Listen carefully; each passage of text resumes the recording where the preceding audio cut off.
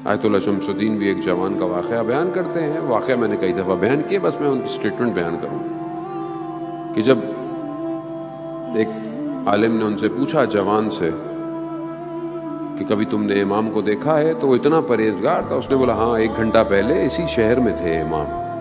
اس نے پوچھا کہ کیسے اس مقام پہ پہنچتا ہے آدمی؟ تو انہوں نے ایک فارمولا دیا، بس کہا کہ اپنے آپ تک پہنچے. یعنی اپنے آپ تک پہنچنے کا کیا مطلب؟ مثال کے طور پر خدا نہ خواستہ آپ بیمار ہو گئے، یہ کوئی بیمار ہے، اب بیمار تو نہ دوائی کھا سکتا ہے، نہ کھانا کھا سکتا ہے، نہ اپنا خیال رکھ سکتا ہے، تو کون پہنچتا ہے اس تک؟ اگر ہاسپٹل میں ہے تو نرس، ڈاکٹر، کوئی جو اس کے ساتھ ہے، اٹینڈنٹ، وہ پہنچتا ہے تاکہ اس کو اس کی بیماری دور ہو، یہ صحیح ہو. وہ جوان کیا کہہ رہا ہے؟ خود اپنے آپ تک پہنچو، یعنی کوئی نہیں پہنچے گا، خود پہنچو.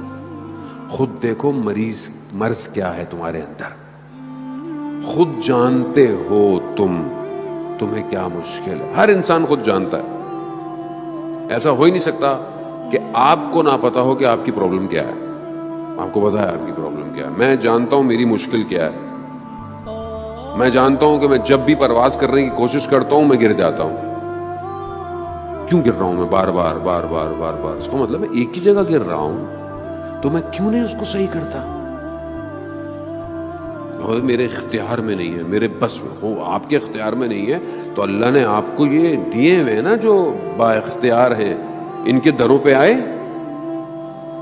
ان کے دروں پہ آئے نا. زیارت جامع کبیرہ میں ہم پڑھتے ہیں کہ ہماری بازگشت، ہمارا پلٹنا، امام کہتے ہیں کہ تمہاری بازگشت، تمہارا پلٹنا ہماری طرف ہے، تم نے ہماری طرف ہی آنا ہے. خوب جب آنا ہی ہے تو خوب انہی کے دروازے پر آؤ، یہی بچائیں گے. کون بچائے گا؟